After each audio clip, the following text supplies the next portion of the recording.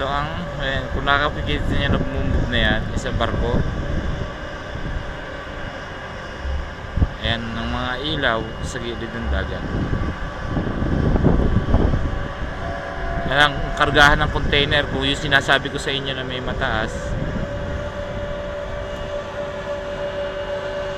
At ayan naman ang Bay Bridge paggabi.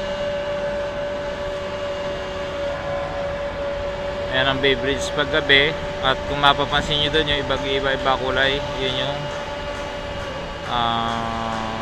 Sakura Gicho, kung saan nandyan nakatayo yung pinakamataas na, hindi lang klaro, pinakamataas na building dito sa Japan.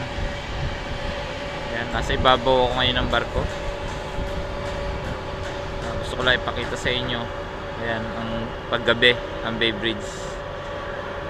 Hindi lang talaga masyado malinaw tong aking camera, pagkat cellphone ko lang to. Ito yung iPhone ko ang ginagamit kong pangkuha. Ayan.